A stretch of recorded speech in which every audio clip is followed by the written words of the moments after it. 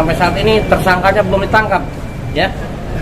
Pihak kepolisian punya kewenangan untuk menangkap tersangka, sampai saat ini tidak ada upaya itu, ya. Itu yang kita harapkan. Masyarakat mengharapkan keadilan. Jadi klien saya mengharapkan keadilan, ya. Kalau itu tidak ditangkap, nanti masyarakat bertindak lain nanti, ya. Karena masyarakat kan maunya polisi yang nangkap karena punya kewenangan. Jangan sampai masyarakat menilai yang tidak bagus. Ya, saya kira untuk Kapolres Metro Jakarta Barat untuk segera melakukan penangkapan terhadap pelaku kekerasan, ya. Itu aja yang bisa saya sampaikan. Oke. Apalagi? Langkah selanjutnya. Hah? Langkah selanjutnya ya kita ikuti tata cara hukumnya di pengadilan nanti. Perkara pokoknya, ya.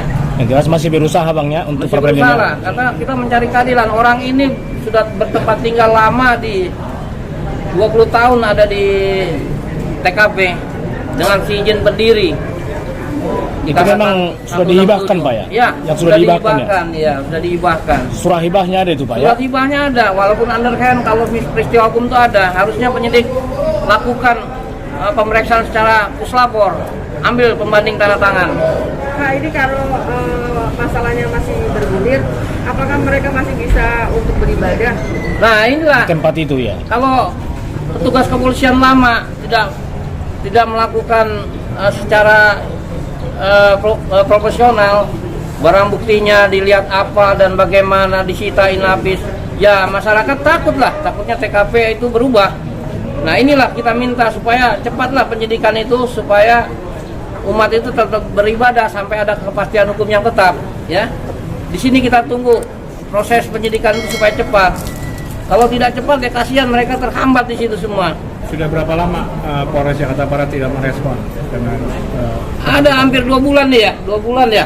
Dari TKP tanggal 22 September sampai sekarang. Berarti selama proses ibarat tidak ada Pak ya? Alasannya juga nggak jelas, ya nggak jelas. Kita sudah kasih ke saksi, sudah ada bukti-bukti ahli, ya.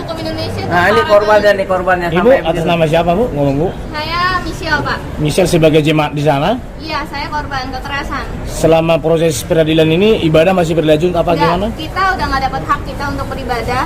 Nah, sekarang proses peradilan kita ditolak. Itu benar-benar saya sangat kecewa, dan para umat-umat yang di sini juga kecewa Pak. Sangat disayangkan. Kita baru tahu proses hukum Indonesia itu nggak adilnya gitu. Kita jadi saksi Pak atas kejadian ini. Kita tahu banget gimana prosesnya dari awal. Tapi selama ini izin beribadah di situ ada Bu ya? Kita lengkap kok izinnya, dan tadi juga dihadiri oleh Bimas, juga datang kok, Bimas Agama Buddha juga hadir gitu. Jadi begini, ya, mohon maaf. Ini ada saling lapor.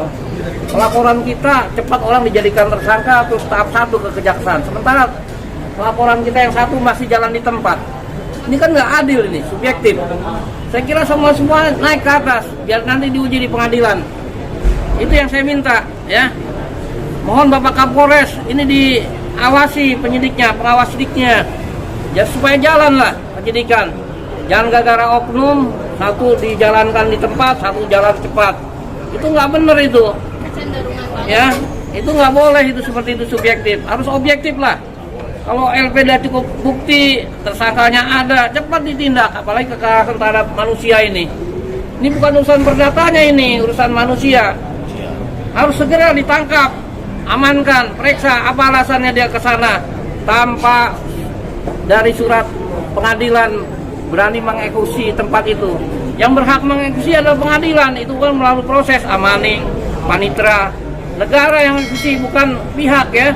Itu aja yang bisa saya sampaikan. Terima kasih. Pak, yang kemarin mengeksekusi, mereka siapa Pak? Yang mengeksekusi ya orang yang nggak jelas, dan itu didiamkan oleh aparat, saya lihat.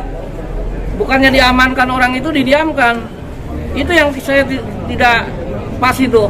Sebagai aparat kepolisian harusnya mengamankan, bawa ke kantor polisi, bukan ditangkap loh, diamankan, ditanya, bener nggak melakukan seperti itu. Tanggal 22 di TKP terjadian, di situ ditulis banner sudah jadi tersangka. Dari mana dia tahu jadi tersangka? Tanggal 23 jadi tersangka. Pak Waluyo, ada indikasi dari Polres Jakarta Barat? Ya itu saya tidak bicara indikasi, itu kita menuduh orang. Artinya keprofesionalan ini bisa dilihat, makanya kita uji di sini. Walaupun kita ditolak dalam proses permohonan pra peradilan itu kita harus hormati putusan pengadilan. Tapi kita kecewa dengan cara-cara seperti ini. Apa Ya. dari hakim juga terjadi masuk angin gitu? Enggak, saya nggak berani bicara begitu. Semua itu penilaian hakim itu utuh ya. Itu aja yang saya. Sekali lagi Bu, ini jemaat di sana udah berapa kakak Bu kira-kira? Banyak Pak, kita 200-an umatnya. 200 Kita sekarang kakak. nasibnya nggak jelas. 200 kakak apa 200 jiwa? 200 jiwa. 200 jiwa. Oke. Sekarang nasibnya nggak jelas Pak, mau ibadah juga mau ibadah di mana. Kemarin kan katanya bilangnya mau difasilitasi ya Sama? dari pihak Polres dan juga Oh. pihak kecamatan dan lain-lain, tapi sampai hari ini Tidak. tidak ada kabar Realisasi. berita. Gitu aja. Jadi saya sih sangat kecewa ya dengan proses hukum yang terjadi gitu. Kita merasa kita ini korban, tapi kita nggak ada satu perlindungan dan nggak dapat keadilan gitu. Nah masalahnya kasus saya itu 22 September Pak, saya masukin LP. Nah setelah kasus saya beberapa minggu kemudian ada kan kasus yang heboh tuh KDRT artis ya inisialnya tau lah ya.